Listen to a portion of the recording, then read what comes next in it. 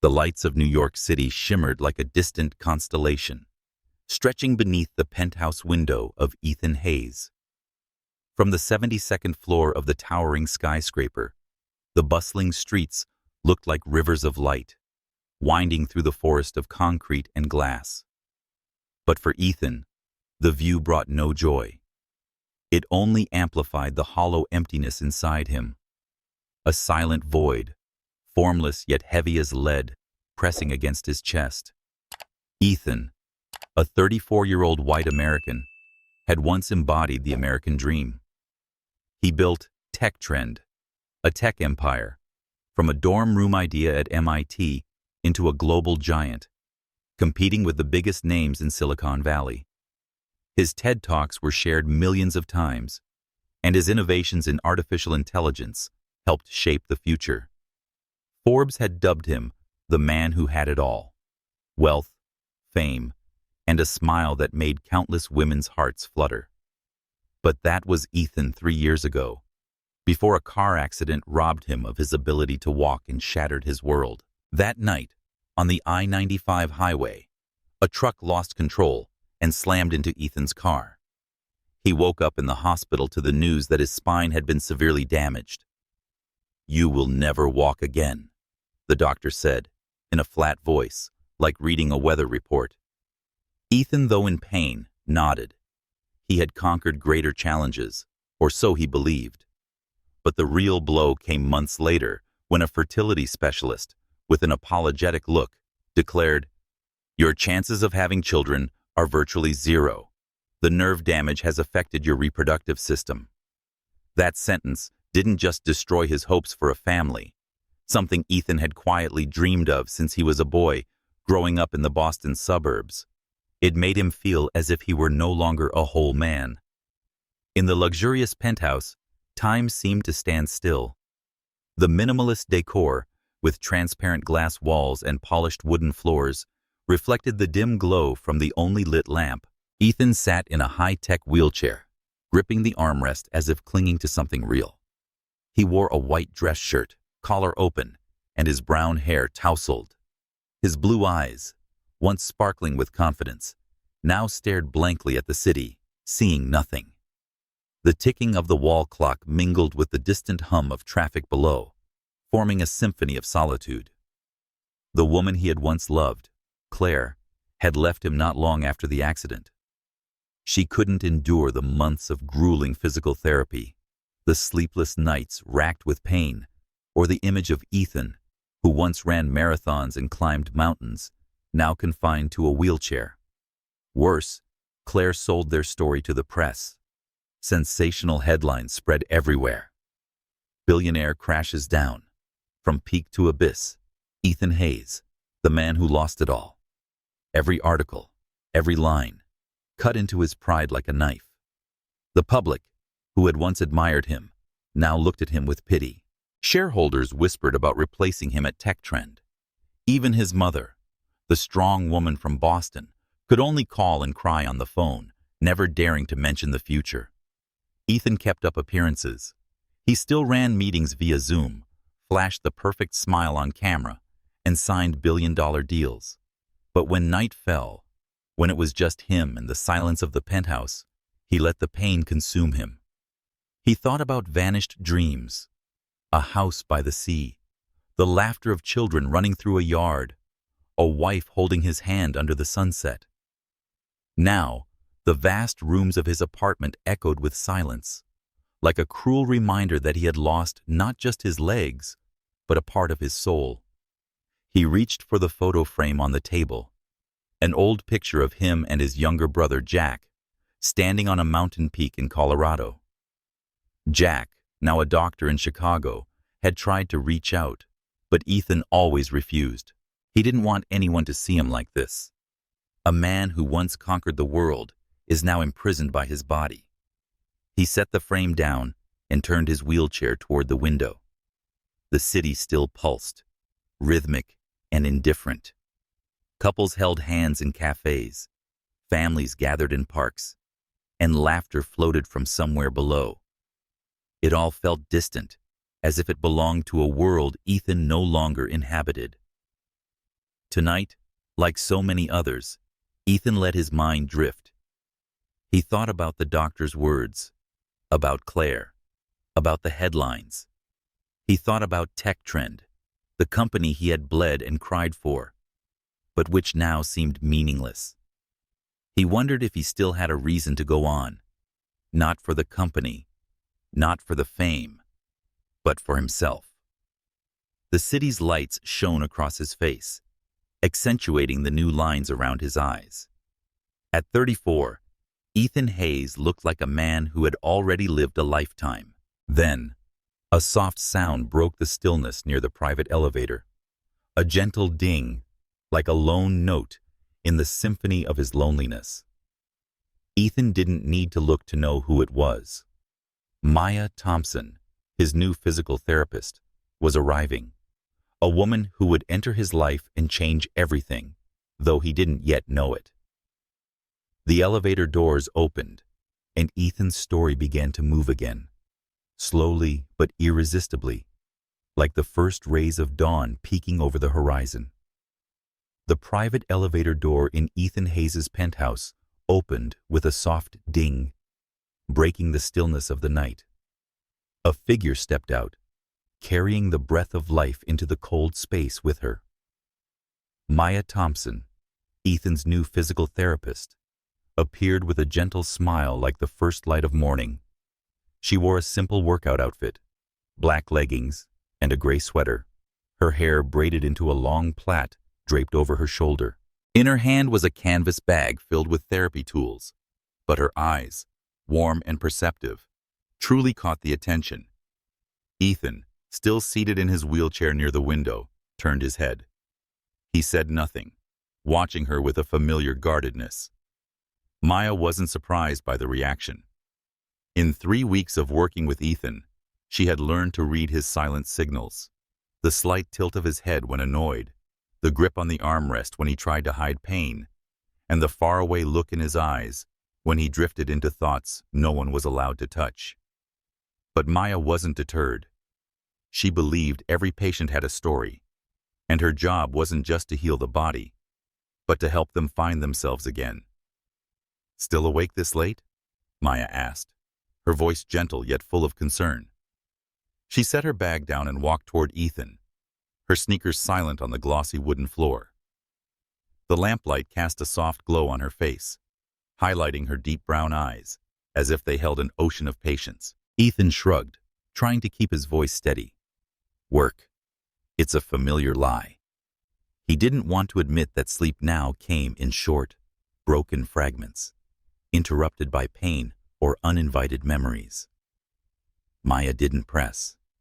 She nodded, then quietly took a light blanket from the nearby sofa and draped it over his legs.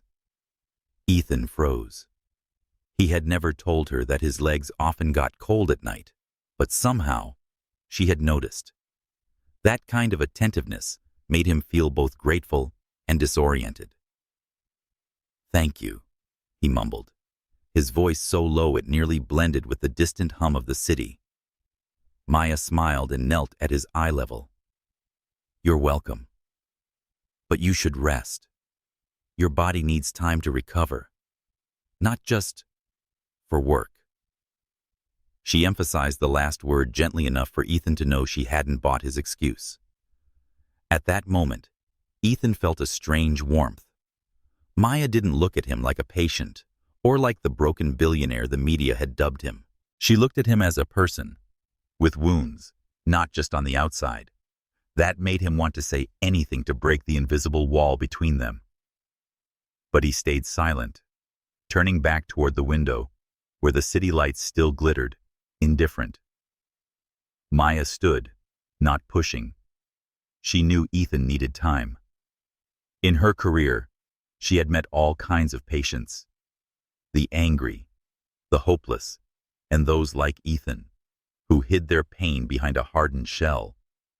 She thought of her mother, Grace, who had once been temporarily paralyzed after a workplace accident in Harlem.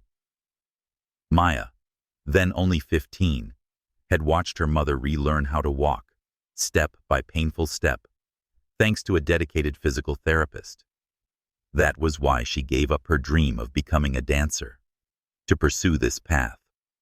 She wanted to give others hope, just as her mother had found it again. "Would you like some tea?" Maya asked, heading toward the small kitchen nook in the penthouse. "Chamomile helps you relax." Ethan shook his head, but the corner of his mouth twitched upward, a rare smile. "You don't have to be my mother, Maya." She laughed, the sound clear and light like wind chimes.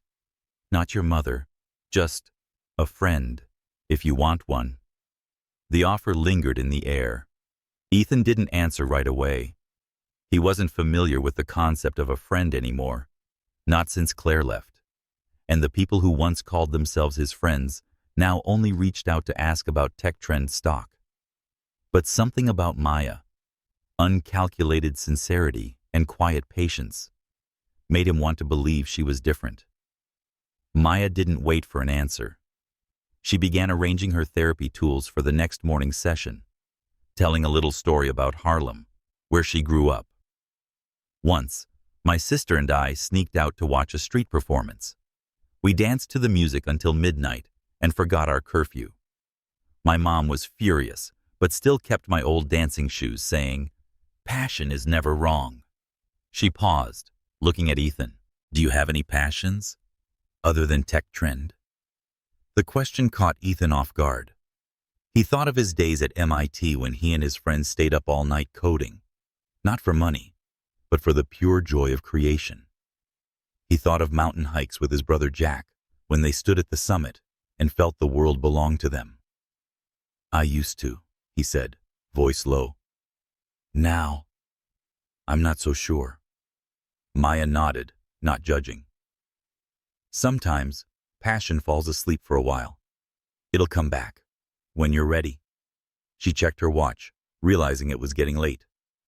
"I'll go now, but if you need anything, call. I'm only a phone call away."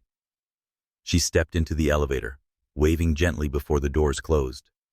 The soft scent of her perfume, vanilla and lavender, lingered in the air like a reminder that she had truly been there. Ethan sat there, staring at the now empty elevator. For the first time in months, he felt a small flicker inside his chest. Not hope, not yet, but the feeling that maybe, just maybe, he wasn't entirely alone. Outside, New York City still blazed brightly, but inside the penthouse, something had shifted. With her smile and quiet patience, Maya Thompson had planted a small seed. And though Ethan didn't know it yet, that seed would soon take root, leading him down a path he had never dared to imagine. The afternoon sunlight faded, filtering through the large glass panels of the penthouse and painting warm golden streaks across the polished wooden floor. In the spacious living room, Ethan Hayes sat in his wheelchair, hands gripping the armrests, sweat beading on his forehead. In front of him, Maya Thompson guided a physical therapy session, her voice steady and focused. "Inhale, hold, and slowly lift your shoulders," she instructed, her brown eyes watching his every move. It was the fourth session of the week, and Ethan, though he would never admit it, felt more exhausted than usual. Maya, wearing a gray sweater and her neatly braided hair over one shoulder, stood a few steps away, one hand holding a clipboard, the other ready to assist. She had worked with Ethan for nearly a month, enough time to learn that he never complained, even when the pain made his jaw clench. She admired that resilience, but also feared it hid deeper wounds. "Okay, now try leaning to the left. Slowly," she instructed, stepping closer. Ethan obeyed, but his movement lacked precision. His right arm, weakened since the accident, trembled as he tried to maintain balance. "Please slow down, Ethan," Maya reminded him gently but firmly. He didn't respond, just bit his lip, focusing so hard it was as if he'd forgotten she was even there. He hated this feeling, the sense that his body no longer obeyed, like a broken machine he, the man who once wrote code for the world's most complex systems, couldn't fix. Then, everything happened in an instant. As Ethan leaned further, one chair wheel slipped on the edge of the yoga mat Maya had laid down for traction. The wheelchair tipped, and Ethan crashed to the floor before Maya could react. The thud echoed, followed by a sharp groan of pain. He lay there, one hand bracing against the floor, the other clutching his shoulder, his face twisted in pain and shame. "Ethan!" Maya cried, dropping to her knees beside him. She placed a hand on his back, quickly checking for serious injury. "Are you okay? Don't move just yet." But Ethan didn't listen. "I'm fine. Please leave me alone." He growled hoarsely, trying to push himself up, but his useless legs dragged beneath him, causing him to slip again. "Damn it!" he shouted, slamming a fist against the floor, echoing through the quiet room. Maya froze, only for a moment. She took a deep breath, keeping calm, though her heart pounded with worry. She had seen moments like this before, patients exploding from frustration and inability to accept their weakness. But with Ethan, she sensed a deeper pain, as if he were fighting not just his body, but a world that had turned its back on him. "Ethan," she said softly and gently, like speaking to a friend. She touched his shoulder lightly, feeling the tension in his muscles. "You don't have to do everything alone. Let me help you." He shook his head, eyes tightly shut, his breathing labored. "I don't need help," he snapped, though his voice faltered as if he didn't believe it. That pride, the same force that once helped him build TechTrend, became a wall that shut him off from the world. Maya didn't pull her hand away. She sat on the floor beside him, letting her presence be felt without pressure. "When my mom had her accident," she began slowly. "She couldn't even hold a glass of water. She hated needing my help. I hated feeling useless. But one day, she told me, 'Maya, accepting help isn't a weakness. It's how we survive.'" She paused, meeting Ethan's eyes. "You're not useless. You're just learning how to survive." Her words were like a breeze cutting through the storm inside him. Ethan opened his eyes and looked at her, and for the first time, he didn't see pity in her gaze. He saw sincerity, patience, and a subtle challenge, as if she were inviting him to step beyond his fear. He wanted to push back, to preserve the tough shell he had built since the accident. But his body was weary, his mind drained, and his heart, though he wouldn't admit it, longed for a way out. "Okay," he whispered, his voice barely audible. Maya smiled, not in triumph, but as a gesture of comfort. She gently helped him sit up, one arm around his back, the other steadying his elbow. With surprising strength, she guided him back into his wheelchair and adjusted his position so he was comfortable. Ethan lowered his head, avoiding her eyes, but he didn't push her away. "I'm sorry," he said hoarsely. "I shouldn't have yelled at you." "It's okay," Maya replied, squatting in front of him. She placed her hand gently on his arm, a light touch, but warm enough to be felt. "Everyone has bad days. What matters is you're still here, still trying." She hesitated, then added, "And you're not alone, Ethan. Not while I'm here." Her words reached a place deep within Ethan, a place he had locked away for a long time. He looked at her, truly looked at her, and saw not just a physical therapist, but a woman with an open heart, willing to stand by him no matter how many times he pushed her away. That brief but powerful moment chipped away a small piece of the wall he had built around himself. Maya stood, rolling up the yoga mat as if nothing serious had happened. "Let's take a break," she said, her voice cheerful again. "I'm making chamomile tea, and you're not allowed to say no this time." Ethan chuckled, a small but genuine sound, the first in many months. "You're stubborn," he said, but there was no irritation in his voice. As Maya moved into the kitchen, the soft hiss of boiling water mingled with the fading evening light. Ethan watched her from his chair, feeling a slight shift inside his chest. Not hope, not yet, but a sense that maybe, just maybe, he could start again. Outside, New York City continued its rhythmic motion, but inside the penthouse, a seed of connection had been planted, ready to bloom in the days ahead. Rain tapped gently outside the penthouse, water droplets sliding down the glass, turning the lights of New York City into a blurred painting. In the living room, the table lamp casts a soft golden glow over the minimalist interior. Ethan Hayes sat in his wheelchair, a cup of cold coffee resting on the table beside him. In front of him, Maya Thompson reviewed the physical therapy schedule on her tablet, her braids swaying slightly every time she tilted her head. 2 months had passed since their first meeting, and together they had built a routine: therapy sessions, small talk, and the kind of comfortable silences both had come to cherish. Today, however, something felt different.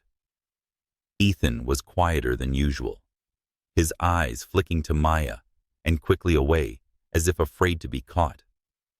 Maya, dressed in a dark blue sweater and her usual leggings, noticed the shift. She set the tablet down and leaned back on the sofa across from him. "You okay?" she asked, her voice gentle but tinged with curiosity. "You seem distant today." Ethan shrugged, the corner of his mouth lifting into a faint smile and just thinking about things. He didn't want to admit that lately, thoughts of Maya had been lingering in his mind. Her smile when she told stories, the way she patiently guided him through every exercise, or the warmth in her gaze that made him believe he might still be worthy of love.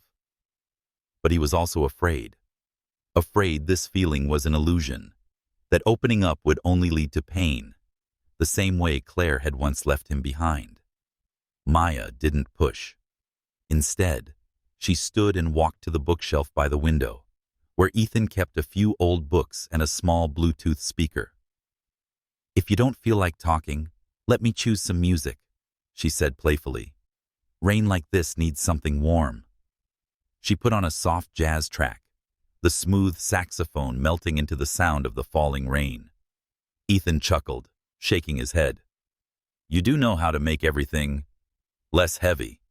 "That's my superpower," Maya replied with a wink. She returned to the sofa, but instead of sitting there, she pulled a small stool closer and sat near Ethan. "Come on, tell me, what's got you thinking so hard?"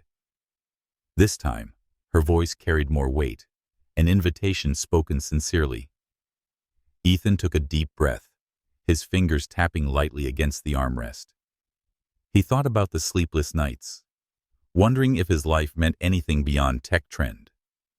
He thought about his old dreams: a house by the sea, children's laughter, a woman holding his hand beneath the sunset. "I used to want a family," he said, voice low. "Nothing flashy, just a place to belong. But after the accident, after what the doctors said, I figured that was gone." Maya tilted her head, listening without interruption.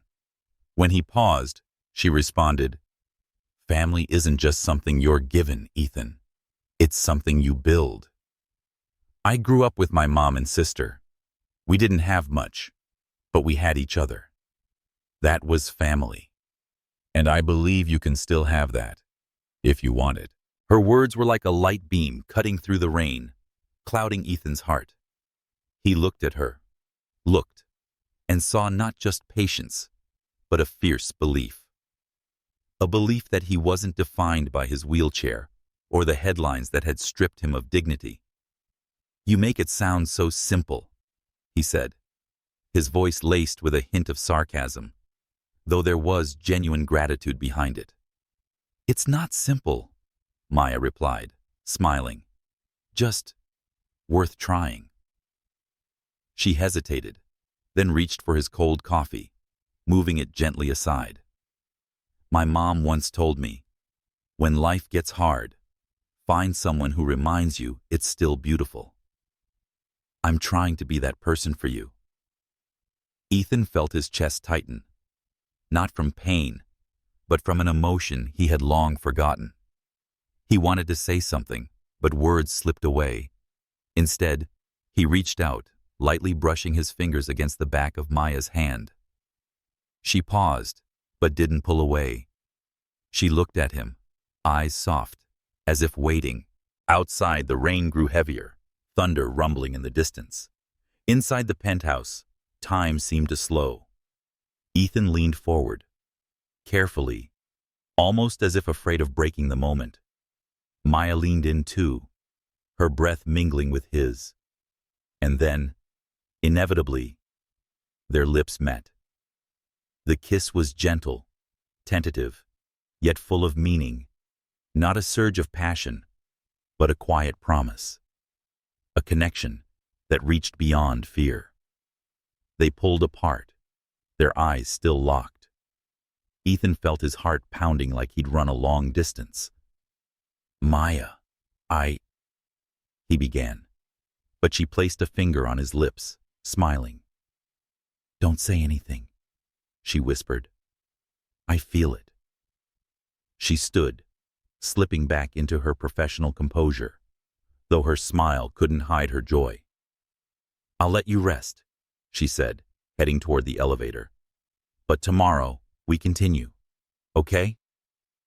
Ethan nodded, still dazed. Okay, he replied, voice rough.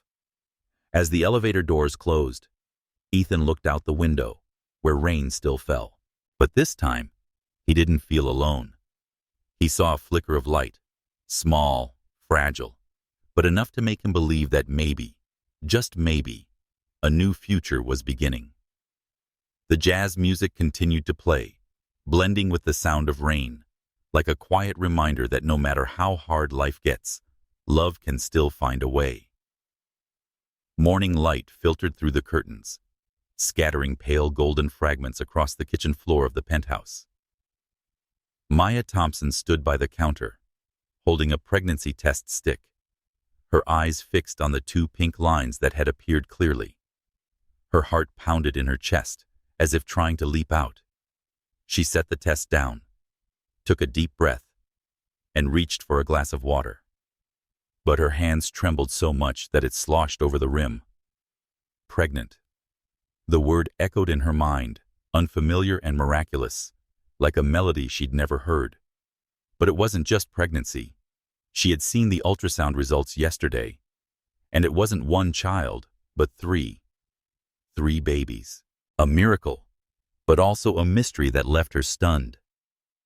Wearing a light sweater and leggings, Maya sat down, clutching the glass as if to steady herself.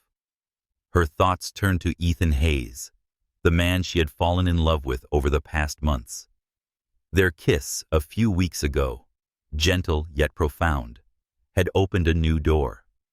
They had shared evening conversations, bursts of laughter as she tried to teach him to dance to jazz music in his wheelchair, and quiet moments where all they needed was each other's presence. But Ethan had once admitted, in a rare moment of vulnerability, that doctors believed he couldn't have children. The accident took more from me than I realized, he had said, bitterness in his voice. How could this be happening? She pulled a small folded paper from her pocket, the ultrasound image the doctor had given her yesterday. 3 tiny forms, each like a glowing speck on the black and white screen, their faint but distinct heartbeats pulsing. The doctor, a woman with a calming voice, had explained, "We see 3 gestational sacs, each with its heartbeat. It's rare, but they're healthy, about 8 weeks along." Maya had asked about Ethan, not by name, only mentioning that the father had been diagnosed as infertile due to nerve damage. The doctor had paused, then replied, "Rare, but not impossible. Sometimes, nerve recovery brings surprises. Some patients see reproductive function improve over time with therapy. If he's otherwise healthy, this miracle could be real." The explanation eased Maya's mind a little, but also stirred anxiety. She knew Ethan had built a wall around his pain, and this news could either be a ray of light or a storm. She loved him.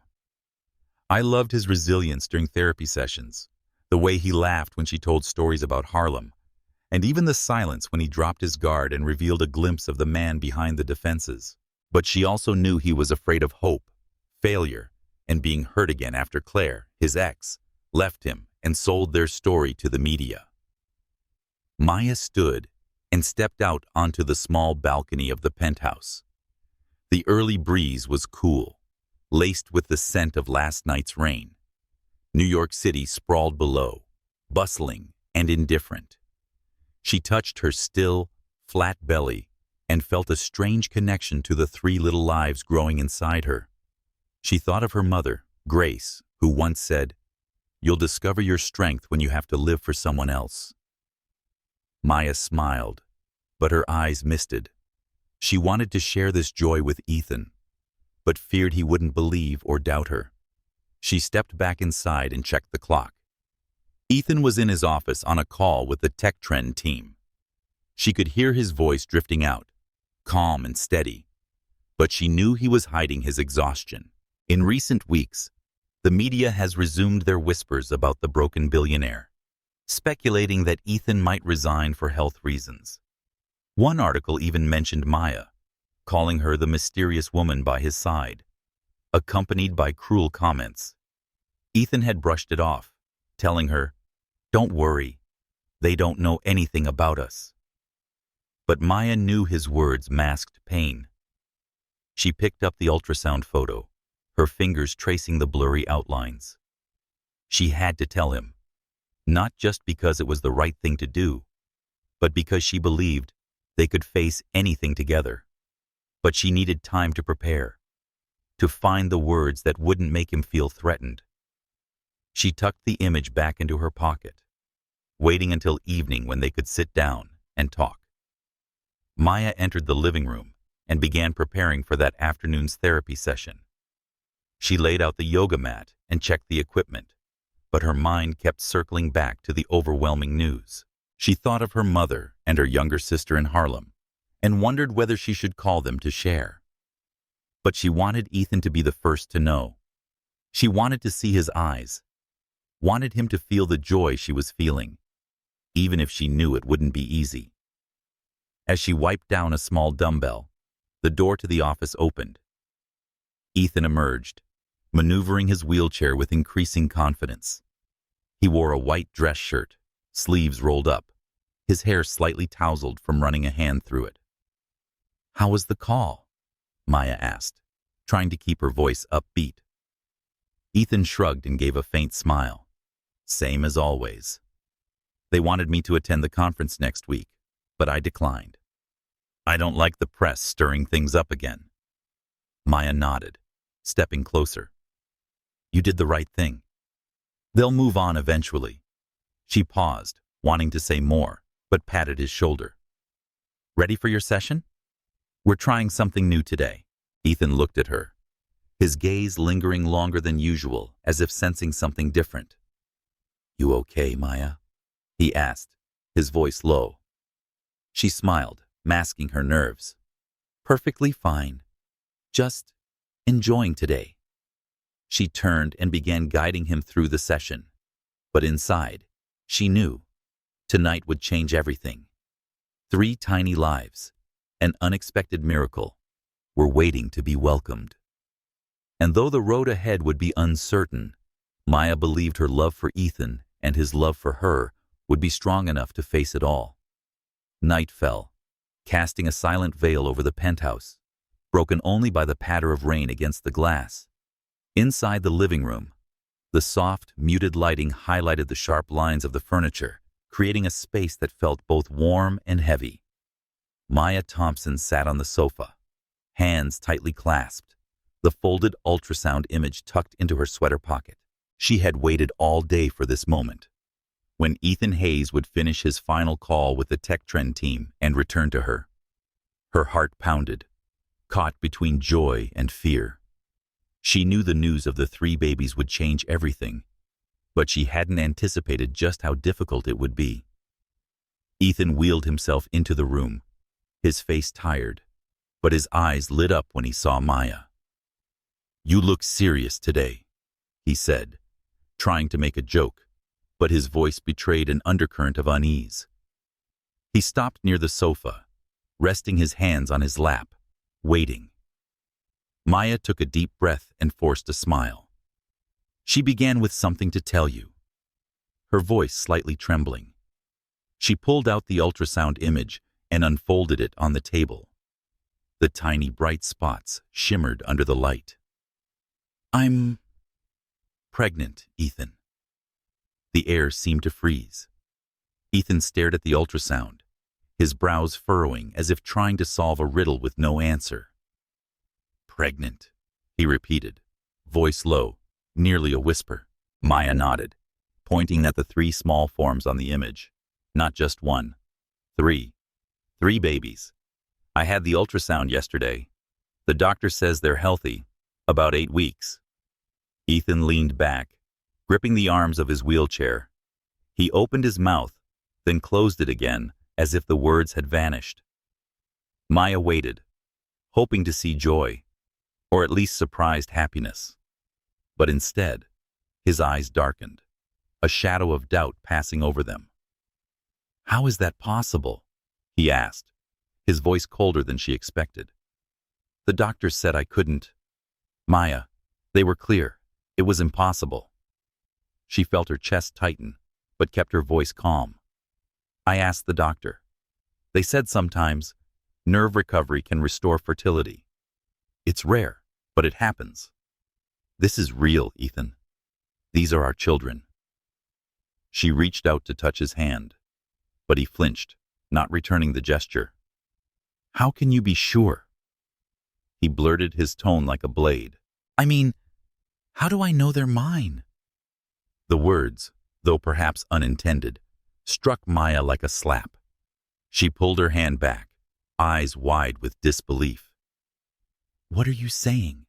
she asked, voice shaking. "Do you think I lied to you?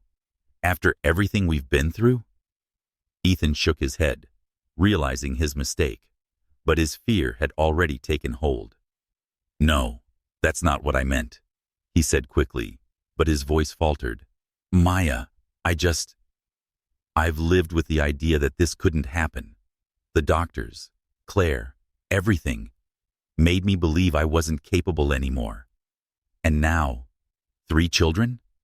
It's overwhelming."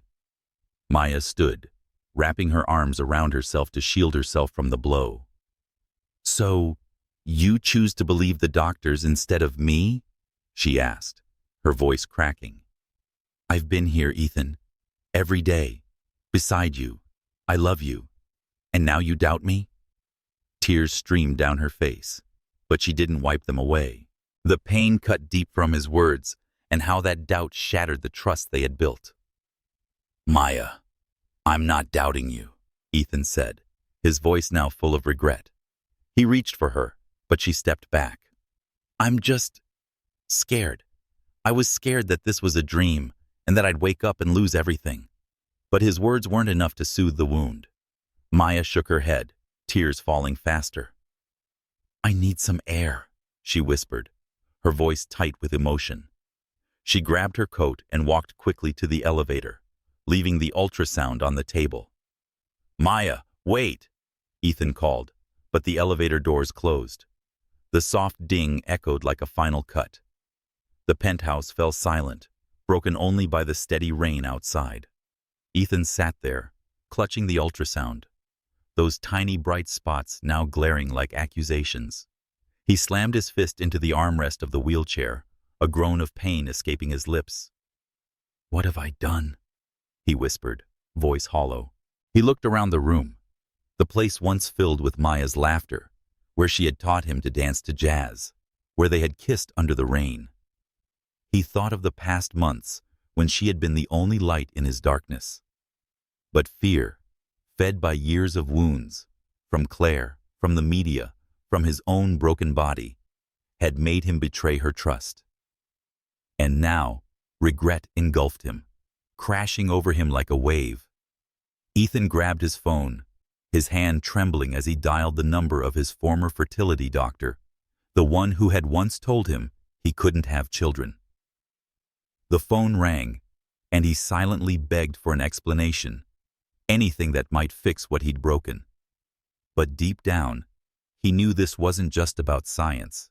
It was about trust, the trust he had shattered, and now he had to find a way to earn it back. Maya was walking in the rain, carrying 3 tiny lives and a broken heart, and for the first time, Ethan felt that he hadn't just lost her. He might have lost the chance to become the man he had once dreamed of being. Rain continued to fall, casting a gray curtain over New York City, mirroring the weight of regret in Ethan Hayes' chest. In the dimly lit penthouse, a soft glow fell on the ultrasound photo left on the table. 3 tiny bright spots, silent reminders of what he had broken. Ethan sat in his wheelchair, gripping his phone, his breath heavy. The words of doubt he had spoken to Maya Thompson echoed, each a blade he had turned against his heart. She had walked away, taking with her the trust they had built, and he knew that if he didn't act now, he could lose her forever. Ethan dialed the number of his former fertility doctor, Dr. Karen Wells, the one who had once told him he couldn't have children. The phone rang 3 times, each tone a ticking countdown. He didn't waste time with greetings when her familiar voice came on the line. "Dr. Wells? It's Ethan Hayes. I need to know, is it possible that you were wrong about me not being able to have children?" His voice trembled, laced with hope and fear, as he quickly explained about Maya and the news of her pregnancy with triplets. There was a pause on the other end of the line. Then Dr. Wells responded, her voice calm and measured. "Ethan, I told you your chances were low, but not zero. Neural recovery, while rare, can improve fertility. If you've been healthy, if time and therapy have helped, then yes, this can happen. Triplets are extremely rare, but not impossible."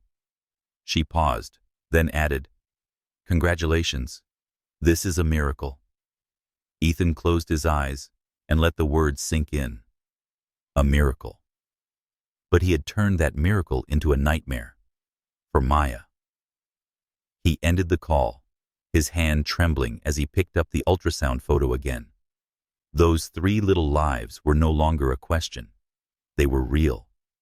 And he had hurt the person he loved most because of his fears. Overwhelmed with guilt, he knew he had to find her. He had to make this right before it was too late.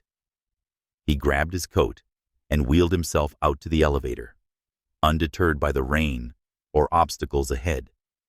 He guessed Maya might be in the park across the street, where she once told him she liked to sit under the willow trees when she needed to think.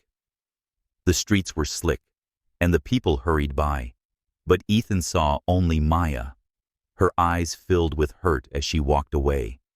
At the park entrance, he came face to face with a gravel path, unfriendly to wheelchairs. Without hesitation, he slid from the chair, leaving it behind, and crawled across the wet grass. His coat dragged, and his knees scraped the cold earth. Beneath the willow tree, Maya sat curled on a bench, soaked to the skin, arms wrapped around herself to hold in the pain.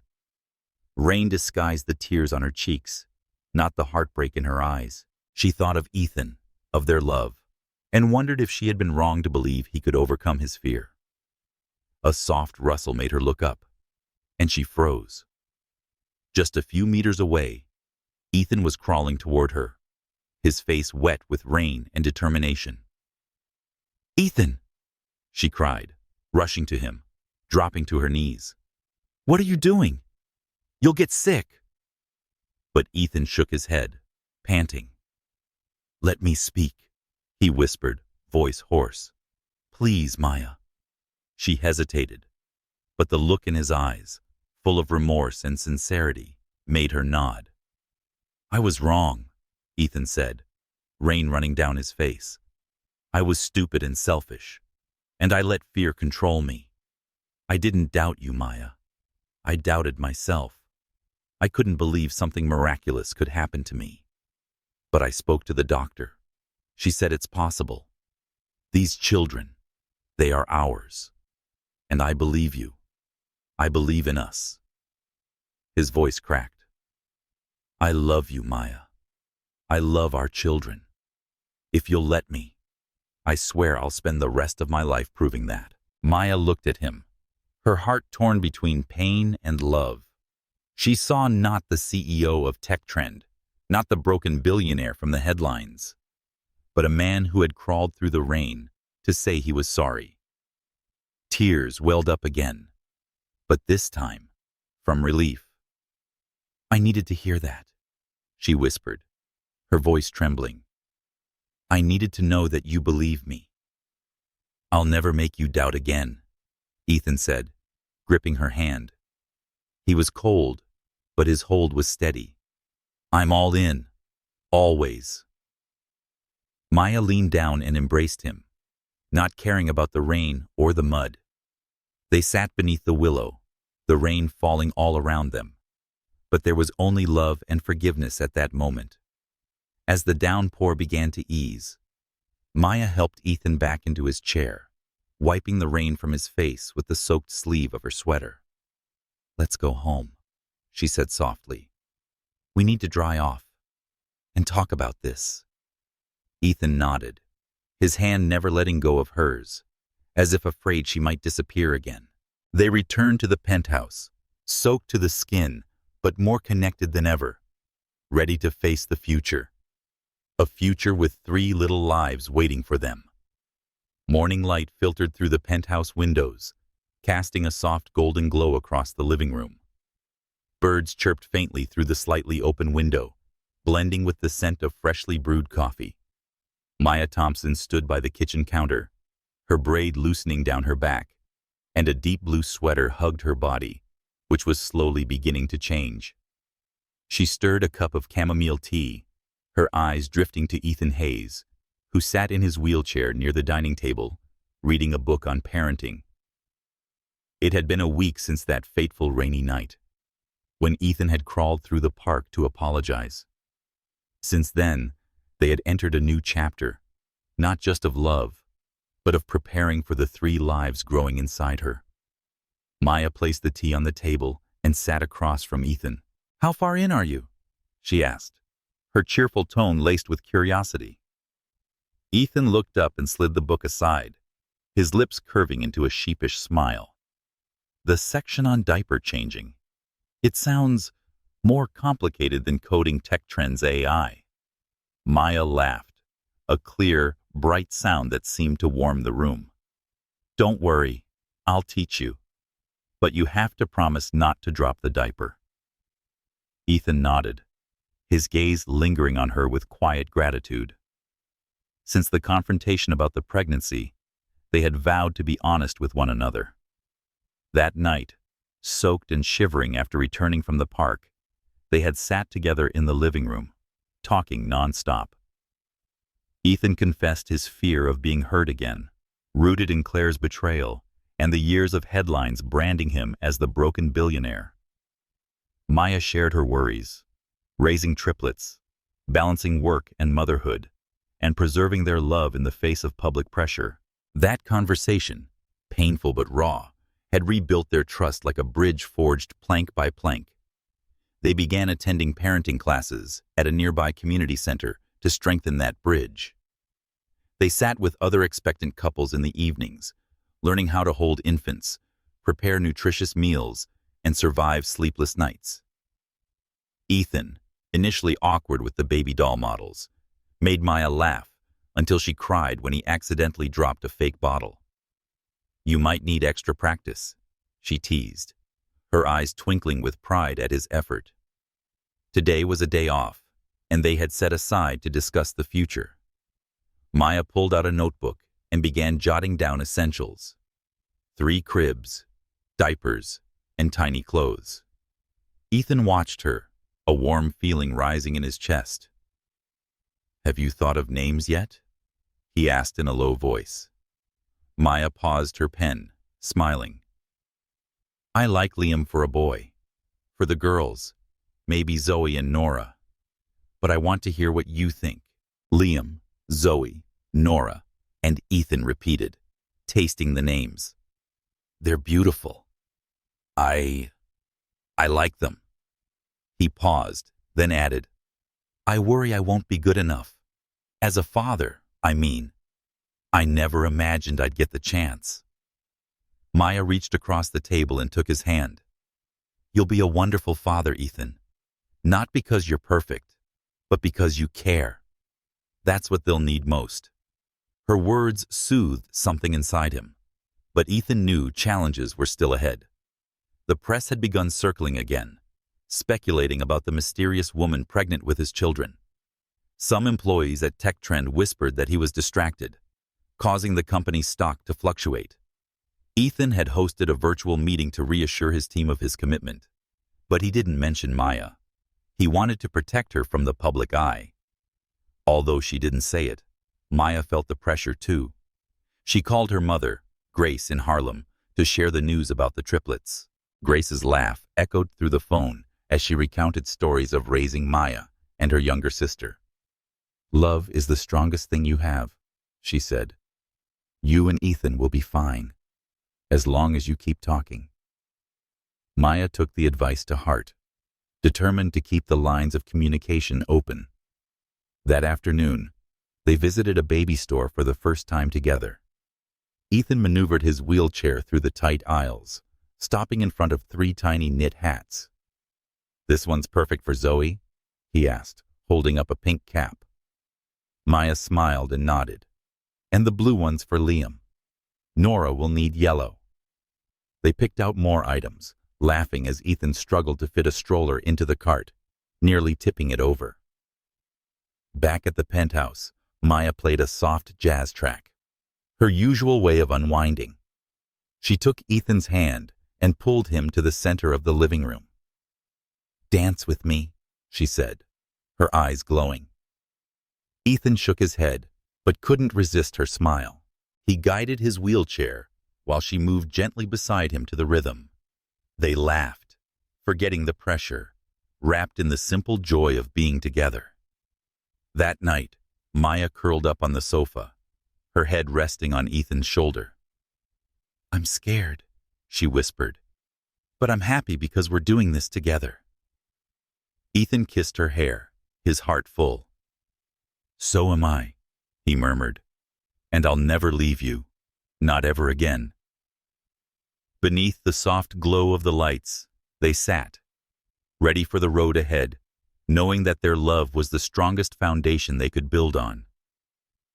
The afternoon sun dimmed, casting a warm amber hue over the penthouse, yet the air inside felt heavy. Ethan Hayes sat in his office, the computer screen displaying a sensational headline. Broken billionaire to become father of 3, the mystery woman behind it all. The article speculated about Maya Thompson, calling her an opportunist seeking fame through Ethan, his hands clenched on the desk, anger rising. But beneath that anger was a more profound fear, that these cruel words would wound the woman he loved. Wearing a long sweater and leggings, Maya walked in with a tea tray. Her braids swayed slightly, but the usual smile on her face had been replaced by quiet concern. She had seen the article earlier that morning when a colleague at the physical therapy center sent her the link with a warning. Be careful, Maya. They're digging. She set the tray down and sat beside Ethan, her hand gently resting on his shoulder. Are you okay? She asked, voice soft but worried. Ethan turned his wheelchair toward her, trying to mask his frustration. I'm fine, but the press isn't. They don't have the right to write about you like this. He pointed at the screen, where a blurry photo of Maya leaving the community center was displayed. Maya sighed and shook her head. I'm used to it. In Harlem, people always talk. But I don't want this to affect you, or the babies. Her words struck Ethan, but also reminded him of another growing pressure. At Tech Trend, some shareholders expressed concern that Ethan was losing focus. One board member had even sent an email suggesting he reevaluate his priorities between the company and his situation. Rumors swirled that the board might soon propose replacing him. Ethan had spent a decade building Tech Trend, and the thought of losing it made his chest tighten. But the idea of leaving Maya to face the media alone felt even worse. Ethan said, "You shouldn't have to endure this," his voice low. "I'll take care of it." Maya tilted her head, her eyes both steady and gentle. "We'll take care of it, Ethan. Together." She laced her fingers with his, and he felt strength in that grip. They had survived the storm of doubt about the pregnancy. Now, they were committed to facing the world as a team. Ethan began planning a short press conference not to promote Tech Trend but to protect Maya.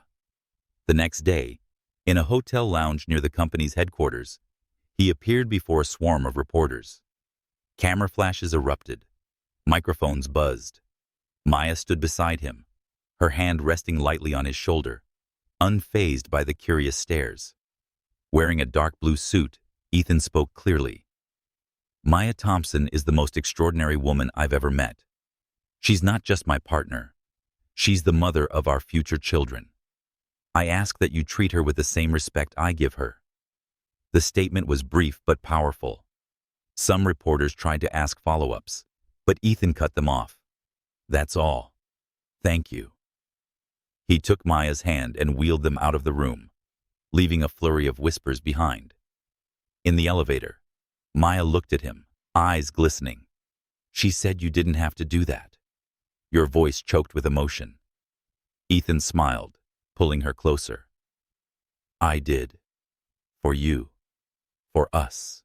His bold move quieted part of the media storm, but the internal pressure at Tech Trend continued. During a tense virtual shareholders meeting, one investor openly questioned Ethan's stability. He responded calmly but firmly. "I've led Tech Trend through its hardest years. I'm still here, and I'm not going anywhere." After the meeting, Ethan made a call he had been avoiding for months to his younger brother Jack in Chicago. Jack answered with a booming laugh. "Are you about to have 3 kids and still worrying about the company? Relax, Ethan. Family matters more." Jack's words stuck with him. That evening, Ethan and Maya sat in the living room, bathed in soft light. She opened a small box and took out 3 tiny knit hats, pink, blue, and yellow, gifts from her mother, Grace. "For Liam, Zoe, and Nora," she said, placing them on the table. Ethan touched the blue cap, feeling an unexpected connection to the children he had not yet met. He said quietly, "That I want them to grow up knowing they're loved, not like I felt when everything around me fell apart." Maya leaned her head on his shoulder. "They'll know because they'll have us." She paused, then added, "I told my mom about you. She wants to meet you. When we're ready." Ethan nodded and moved. "I'd like that. I want to thank her for raising you." They laughed and spoke of small plans, a trip to Harlem, setting up a corner for 3 cribs, and felt the outside world begin to fade. As night settled in, Maya played a soft jazz tune and pulled Ethan into the center of the room. "Dance with me again," she whispered. He guided his wheelchair as she spun gently beside him, her hand on his shoulder. Beneath the warm light, they became their world, untouched by headlines and shareholders. Their love, forged through trial, now burned steady, a fire that nothing could extinguish. The cold white light of the operating room flooded the space, blending with the steady beeping of the heart monitor. Maya Thompson lay on the surgical table, a green drape separating her from the medical team working intently behind it. She gripped Ethan Hayes' hand tightly. He sat beside her in his wheelchair, his face tense, but his gaze unwavering. Just hours earlier, Maya had gone into early labor, collapsing nearly to the floor in the penthouse living room from the sudden pain. Ethan had called an ambulance. His voice calmed even as his heart raced wildly, getting her to the hospital as quickly as possible. In the sterile room, Maya breathed slowly through an oxygen mask, trying to stay calm. "Ethan," she whispered, her voice faint but unmistakable. "Are you okay?" He let out a soft laugh, though his eyes were misty. "I should be asking you that." He squeezed her hand tighter, their fingers interlocked as if he could pass all his strength into her. The doctor, in a soothing voice, announced, "We're starting now. Everything will be okay, Maya." The emergency C-section hadn't been part of the plan. Maya had hoped for a natural birth, but one of the babies had shown signs of distress, forcing the team to act quickly. Ethan, though anxious, never took his eyes off her. He thought about the past months, the parenting classes, the nights they chose the names Liam, Zoe, and Nora, and the times they danced to jazz in their living room. All of it had led to this moment, the formation of their family. Then, the first cry pierced the air, sharp and strong, cutting through the silence. The nurse called out the first baby, a boy, lifting a tiny red newborn wrapped in a blue blanket. Ethan felt his heart stop for a beat, then pound harder than ever. Liam, a second cry, then a third. The chorus of life. Zoe and Nora, two tiny girls, were wrapped in pink blankets, their miniature hands waving weakly. Maya, though exhausted, smiled through her tears. "They're here," she whispered. "They're here." Ethan couldn't speak. He just watched the babies being wheeled into the NICU for preemies. He clutched Maya's hand tighter and kissed her knuckles. "You're incredible," he said, voice hoarse. Maya shook her head, eyes sparkling. "We did this, Ethan. Together." The doctor announced the surgery was a success, and Maya was transferred to recovery to rest before meeting their children. A few hours later, Ethan sat beside Maya's bed in a sunlit hospital room. She was awake now, still sore and tired, but more alert. Her braid was neatly tied back. A nurse rolled in 3 tiny bassinets, each holding a tiny sleeping miracle. Liam, Zoe, and Nora, each under 2 kilograms, slept peacefully under pastel blankets. With the nurse's help, Ethan picked up Liam, cradling him gently. The baby's delicate weight rested in his arms, and his breath caught as a tiny hand clutched his shirt. "Hi, Liam," he whispered, voice trembling. "Daddy's here." Now, sitting up with support, Maya held Zoe and Nora, one in each arm. She leaned down and kissed their foreheads, breathing in the fragile warmth. "You're Mommy's miracles," she said, eyes shimmering. Ethan looked at her, his heart so full it ached. He remembered the loneliness in the penthouse, the nights he believed he had nothing left to give. Now, he had a whole world. Maya, Liam, Zoe, and Nora. But the challenges weren't over. The nurse explained that because they were premature, the babies would need to stay in the NICU for several weeks to gain weight and stabilize. Maya nodded, even as her heart tightened. "They're strong," she said, looking at Ethan, "just like their parents."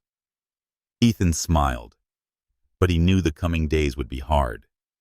He would have to balance Maya's recovery, hospital visits, and mounting pressure from TechTrend, where shareholders still whispered about his absence. A message lit up on his phone from TechTrend's PR director. A new article had gone live. Ethan Hayes welcomes Triplets from the brink to a new beginning. This time, the tone was more positive, portraying him as a symbol of resilience. He showed it to Maya, and she smiled faintly. "They change their tune fast," she said. "But I don't care. We have each other. That's enough." Ethan nodded, setting the phone down. "Yes, and I won't let anything change that." The nurse returned to check on Maya and the babies. "They're doing well," she said with a smile. "You two make a great team." When the room grew quiet again, Ethan sat beside Liam's bassinet, watching his son's face twitch in a dream. He gently touched the baby's hand and felt a deep connection surge. He whispered, "I'll do everything for you." Not just to Liam, but to Zoe, Nora, and Maya, smiling softly from her bed. Sunlight streamed through the window, a promise of days to come. Though exhausted, Ethan and Maya knew their journey as parents had just begun. And with love and unity, they were ready to face anything, because this small family was the greatest miracle of all. Morning light streamed through the hospital room window, casting a warm golden hue over 3 tiny bassinets. Liam, Zoe, and Nora, 3 delicate lives, slept soundly under pastel blankets, blue, pink, and pink. Maya Thompson sat upright in bed, her braid loosely tied, hospital gown slightly wrinkled, but her smile radiant. She had just finished feeding Zoe and Nora, the tiny girls clinging to her fingers as if unwilling to let go. Beside her, Ethan Hayes sat in his wheelchair, cradling Liam, so small, so intense, his steady breath warm against Ethan's chest. 1 week after the emergency C-section, their new family was beginning to take shape, though the journey ahead remained uncertain.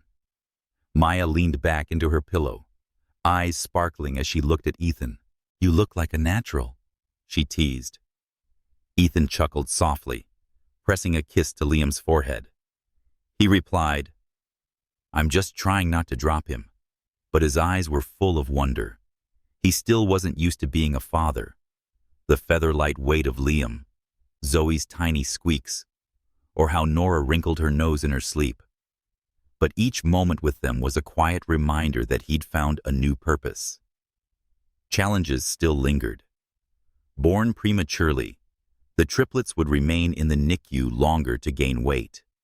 Though Maya was recovering well from surgery, she was still fatigued and occasionally anxious. Ethan split his time between the hospital and brief calls with Tech Trend, where a temporary CEO managed day-to-day affairs. After publishing a more positive article about Ethan Hayes becomes a father, the media had quieted somewhat, but a few persistent reporters lingered nearby, hoping to snap a photo of the elusive family. Ethan had already requested heightened hospital security to protect Maya and the babies.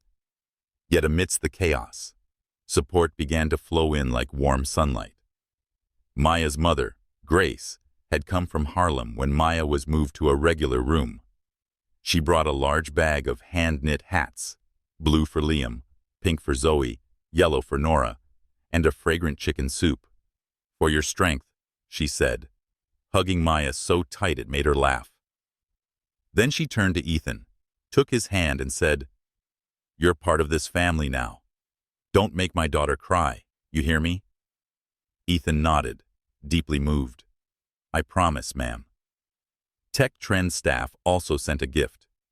3 plush animals from the engineering team, with a handwritten card of congratulations.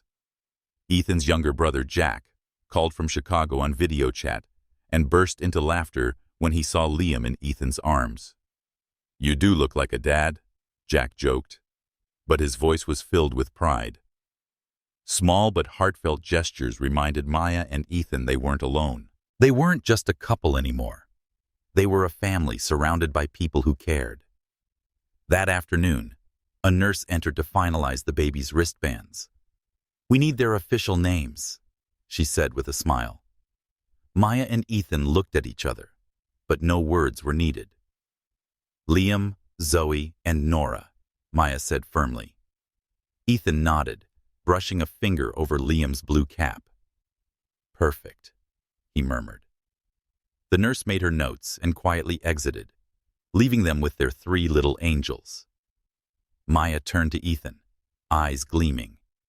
"We chose right, didn't we?" He smiled. "Absolutely."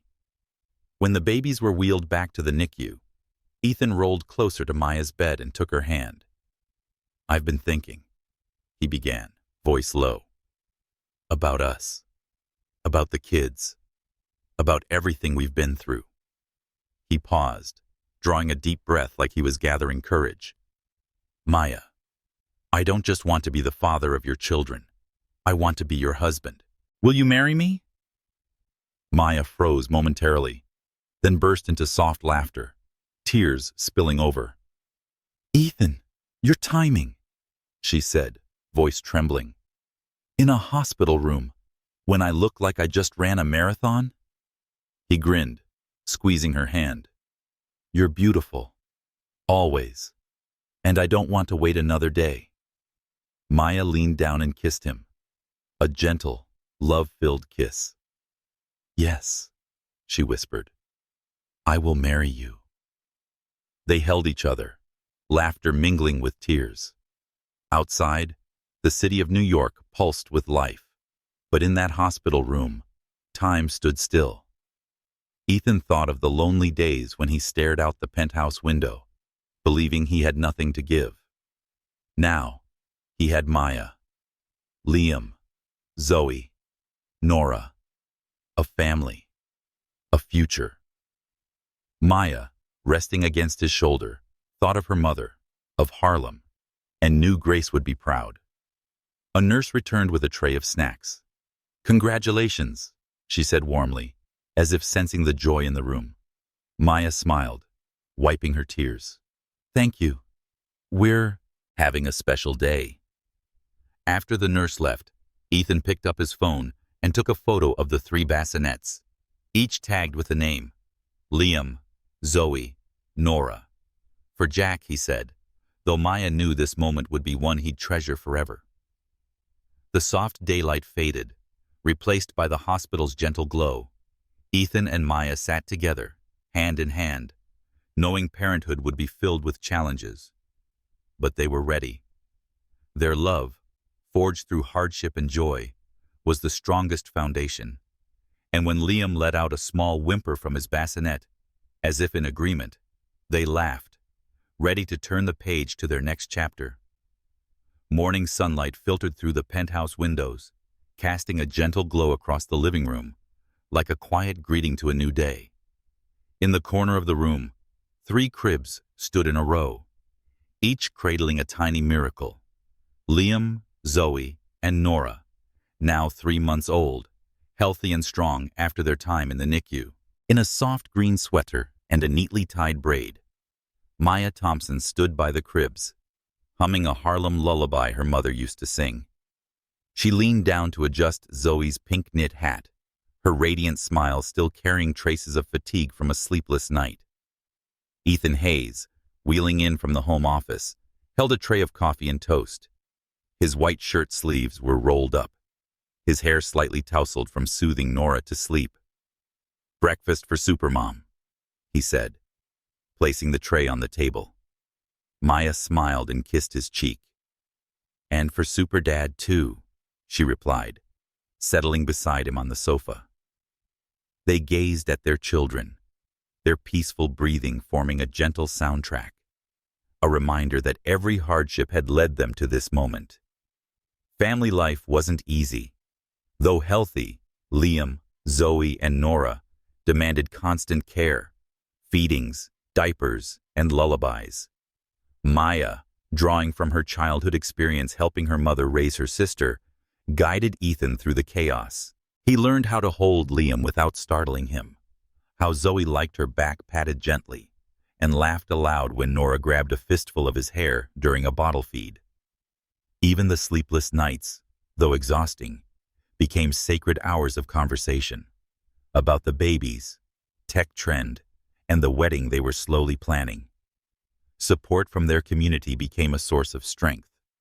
Grace, Maya's mother, visited weekly with homemade soup and Harlem stories that made the babies coo and squirm in delight. Jack, Ethan's brother, flew in from Chicago bearing hand-carved wooden toys for the triplets. Even the team at Tech Trend, once concerned about Ethan's absence, sent photos of themselves wearing shirts printed with Liam, Zoe, and Nora at a company event. The note read, "Our boss built a great team, both here and at home." Ethan moved, framed the photo, and hung it next to one from the hospital. He and Maya, holding their children for the first time. The outside pressure had begun to ease. After a wave of favorable coverage about Ethan's miracle family, the media shifted focus elsewhere. Tech Trend stabilized under interim leadership, and Ethan began working remotely, making space for fatherhood. One morning, he hosted a video call with his executive team and introduced Liam, Zoe, and Nora on camera. Laughter erupted when Liam cooed directly into the mic, and Ethan felt relief for the first time in weeks. The company was still his, but his heart belonged at home. Today, they were preparing for a memorable trip to Harlem, where Grace would meet her grandchildren properly in her own home. Maya packed diapers, bottles, and the 3 knitted hats her mother had made, blue, pink, and yellow. Ethan checked the triple stroller and chuckled as it barely fit into the trunk. He joked that we're officially a traveling circus, pride glowing in his eyes. Maya wrapped her arms around him from behind. "My favorite circus," she whispered. That afternoon, at the cozy house in Harlem, Grace opened the door to the scent of freshly baked cookies. She embraced her grandbabies, sang to them, and told Ethan stories of Maya as a little girl, dancing barefoot across the yard to make her mother laugh. Ethan sat beside Maya, holding her hand, feeling deeply connected to her world. When Liam gave his first gummy smile, the entire room erupted in laughter, and Ethan knew this was where he belonged. At the penthouse, Maya turned on a soft jazz record that night. An old habit returned. She pulled Ethan to the center of the room, resting her hand on his shoulder. "Dance with me, Daddy," she whispered, eyes shining. He moved with the rhythm in his wheelchair as she spun beside him, grinning when Zoe made a tiny sound from the crib as if trying to join. They paused, breathless, and Ethan pulled her into his arms. "I used to think I'd lost everything," he said softly. "But you gave me the whole world." Maya kissed him, a deep, warm kiss. "And you gave me a family," she answered. They sat together, watching their children sleep as the lights of New York City twinkled outside the window. Ethan thought of the lonely nights he once spent staring at that skyline, believing he had nothing to give. Now, he had Maya, Liam, Zoe, Nora. Not just miracles, but reasons to live. Maya leaned into him, thinking of her mother, of Harlem, and knew in her heart that their journey, though marked by hardship, had led them exactly where they were meant to be. As dawn broke, light poured over the 3 cribs where Liam, Zoe, and Nora slept soundly. Ethan and Maya, hand in hand, smiled, ready for whatever lay ahead. The city beyond still buzzed and roared, but inside the penthouse, they had found a world of their own, a world of love, trust, and miracles that would never fade.